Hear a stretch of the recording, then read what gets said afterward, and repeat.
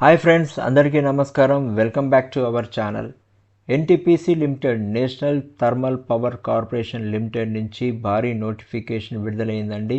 కంప్లీట్గా చూసుకుంటే 515 పోస్టులకు సంబంధించిన జాబ్ నోటిఫికేషన్ విడుదల చేశారు. ఎన్టీపీసీ లిమిటెడ్ అనేది మీ అందరికీ తెలుసు, India's largest power production of our Indian company. It is a Maharatna company. ఇటువంటి కంపెనీలో జాబ్ చేయడం అనేది మంచి అవకాశం. ఎవరు కూడా ఎలిజిబుల్ క్యాండిడేట్స్ మిస్ చేసుకోవద్దని చెప్తున్నాను. ఈ వీడియోలో మీకోసం కంప్లీట్ డీటెయిల్స్ అన్నీ కూడా నోటిఫికేషన్ కంప్లీట్గా ఎక్స్ప్లెయిన్ చేస్తాను. ఎక్కడ కూడా మిస్ చేయకుండా లాస్ట్ వరకు చూడాలని కోరుకుంటున్నాను. ఇక డిజిగ్నేషన్ వచ్చేసి ఈ పోస్టులకు వచ్చేసి చూసుకుంటే ఇంజనీరింగ్ ఎగ్జిక్యూటివ్ ట్రైనీ 2025 అనేది డిజిగ్నేషన్ ఇస్తున్నారు.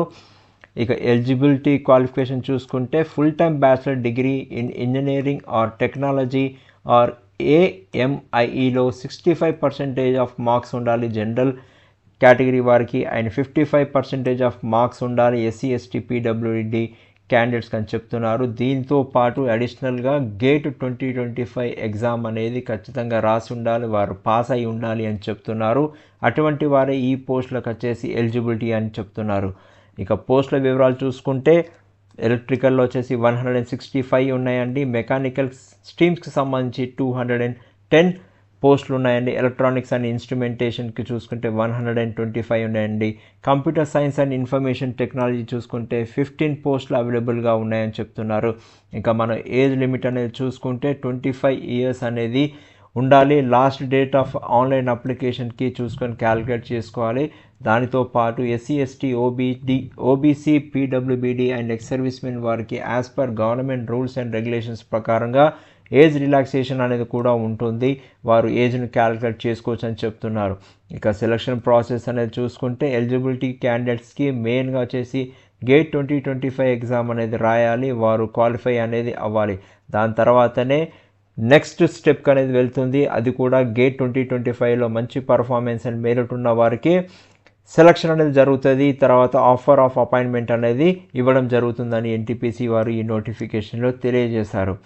ఇక ప్రాజెక్టెడ్ వేకెన్సీస్ వచ్చేసి ముందుగా చెప్పుకున్నట్టుగా 515 పోస్టులు అవైలబుల్గా ఉన్నాయి. ఇవి ఇంక్రీజ్ కావచ్చు లేదా డిక్రీజ్ అనేది కూడా కావచ్చు అని చెప్తున్నారు ఎన్టీపీసీ మేనేజ్మెంట్ వారు.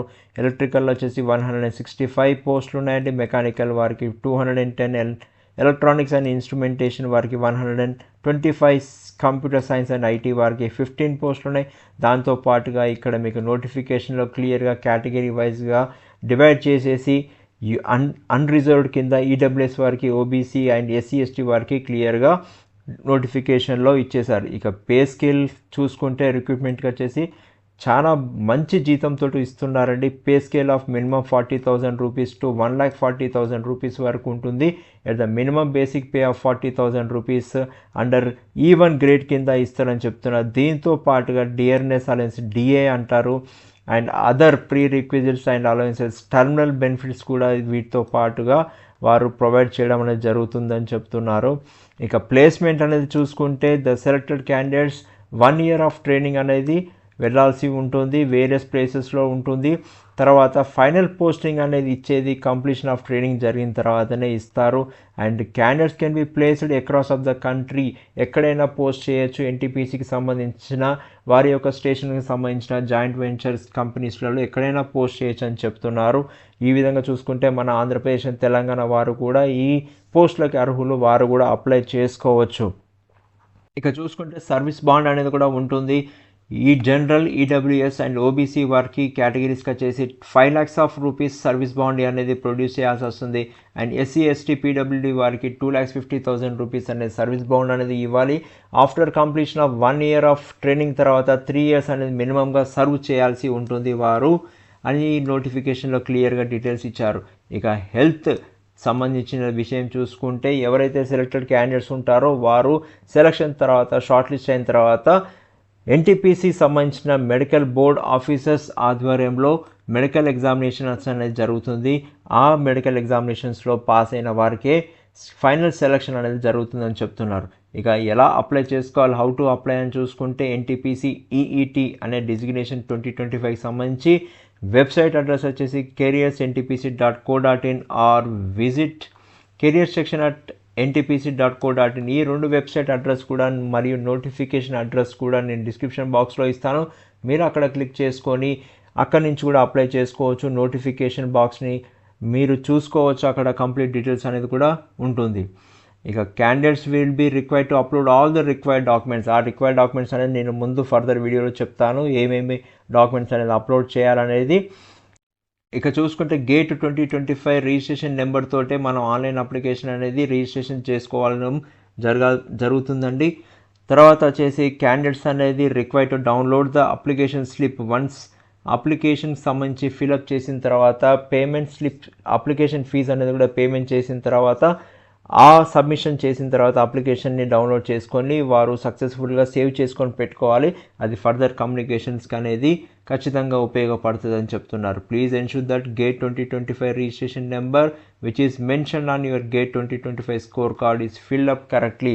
మన గేట్ రిజిస్ట్రేషన్ నెంబర్ అనేది కరెక్ట్గా ఫిల్అప్ చేయాలని కోరుకుంటున్నారు వారు. ఇక చూసుకుంటే అప్లికేషన్ ఫీ సంబంధించి వచ్చేసి జనరల్ ఈడబ్ల్యూఎస్ అండ్ ఓబీసీ వారికి 500 రూపీస్ ఉంటుందని చెప్తున్నారు.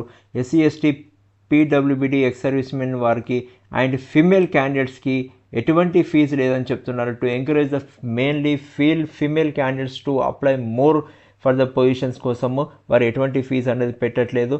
మరి ఇంకొక విశేషం ఏంటంటే ఎవరైతే ఎలిజిబుల్ క్యాండిడేట్స్ ఉన్నారో క్వాలిఫికేషన్స్ చూసుకున్న తర్వాత నోటిఫికేషన్ కంప్లీట్ డీటెయిల్స్ చూసుకున్న తర్వాత వారు ఎలిజిబుల్ అనుకుంటారో వారే అప్లై చేయండి. ఎందుకంటే ఇది కంప్లీట్గా నాన్ రిఫండబుల్ సంబంధించినటువంటి అప్లికేషన్ ఫీజు. మీ 500 రూపీస్ తిరిగి రావు. పేమెంట్ ఆఫ్లైన్ మోడ్లో కూడా చేసుకోవచ్చు. స్టేట్ బ్యాంక్ ఆఫ్ ఇండియాకి సంబంధించిన బ్యాంక్ అకౌంట్ ఇచ్చారు ఇక్కడ, దానికి కూడా మనం చేసుకోవచ్చు. లేదా ఆన్లైన్లో కూడా పేమెంట్ అనేది చేసుకోవచ్చు. నెట్ బ్యాంకింగ్ ద్వారా, డెబిట్ కార్డు ద్వారా, క్రెడిట్ కార్డు ద్వారా కూడా పేమెంట్ చేసుకోవచ్చు అని చెప్తున్నారు. Fees paid once will not be refunded under any circumstances. ఇంకా అప్లోడింగ్ ఆఫ్ డాక్యుమెంట్స్ చూసుకుంటే class 10th passing certificate or mark sheet for name and date of birth proof కింద 10th class యొక్క mark షీట్నే వారు consider చేస్తారు. తర్వాత date of బర్త్ను, name కోసము pan card అనేది వారు అడుగుతున్నారు. ప్లస్ దాంతోపాటు గేట్ స్కోర్ కార్డ్ అనేది కూడా ఒరిజినల్ది స్కాన్ చేసి పెట్టాల్సి వస్తుంది. తర్వాత ఇంజనీరింగ్ సంబంధించిన ఫైనల్ అండ్ ప్రొవిజనల్ సర్టిఫికేట్స్ అన్నీ కూడా స్కాన్ చేసి అప్లోడ్ చేయాల్సి వస్తుంది. Engineering final year or consolidated mark sheet సంబంధించిన ట్రాన్స్క్రిప్ట్ క్లియర్లీగా indicating aggregate percentage of marks in all semesters 65% ఏదైతే జనరల్ మరియు మిగతా కేటగిరీస్ చెప్తున్నారో 55% ఫర్ ది ఎస్సీ ఎస్టీ వారికి చెప్తున్నారో అదనేది క్లియర్గా ఇండికేటింగ్ అనేది ఉండాలి. ఆ షీట్స్ని అప్లోడ్ చేయాలని చెప్తున్నారు. ఇక దాని తర్వాత చూసుకుంటే valid caste and category certificates given by the government prescribed ఫార్మాట్లోనే ఎస్సీ ఎస్టీ ఓబీసీ వారు ఎవరైతే ఉన్నారో వారు సర్టిఫికేట్స్ అనేది అప్లోడ్ చేసి పెట్టాలని చెప్తున్నారు. ఇక జనరల్ ఇన్ఫర్మేషన్ అండ్ ఇన్స్ట్రక్షన్స్ చూసుకుంటే ఇందులో మెయిన్ పాయింట్ వచ్చేసి ఎవరైతే అప్లికేషన్ అప్లై చేసే ముందు ఈమెయిల్ ఐడి ఎంట్రీ చేస్తారో ఆన్లైన్ ఫామ్ అప్లై చేసేటప్పుడు అది వ్యాలిడ్గా ఉండాలి. అది ఖచ్చితంగా యూసేజ్లో ఉండాలి. 1 year వరకు అట్లీస్ట్గా ఉండాలి. ఎందుకంటే ఎటువంటి కమ్యూనికేషన్ అయినా ఈమెయిల్ ఐడికే వస్తుంది. మళ్ళీ ఎవరైతే అప్లై చేసే ముందు ఇచ్చే ఈమెయిల్ ఐడిని దాన్ని చేంజ్ చేసుకోవడానికి వీలు అనేది జరగదు. కాబట్టి మీరు అప్లై చేసుకునేటప్పుడు చాలా జాగ్రత్తగా ఈమెయిల్ ఐడి అనేది ఇవ్వండి. ఇక మనం లాస్ట్ అండ్ ఫైనల్గా ఇంపార్టెంట్ పాయింట్ ఏంటంటే కమెన్స్మెంట్ ఆఫ్ ఆన్లైన్ అప్లికేషన్ వచ్చేసి 11th of February నుంచి స్టార్ట్ అయిందండి. Last date for online application is 25th of February వరకు టైం ఉంది. కానీ మీరు వెంటనే అప్లై చేయండి. మీ క్వాలిఫికేషన్ సంబంధించిన డాక్యుమెంట్స్ అన్ని కూడా స్కాన్ చేసుకొని అప్లై చేసుకోండి. లాస్ట్ మినిట్ వరకు వెయిట్ చేయకుండా చూడండి. బికాజ్ సర్వర్ ప్రాబ్లమ్స్ అనేది రావచ్చు. కాబట్టి వెంటనే అప్లై చేయాలని కోరుకుంటాను.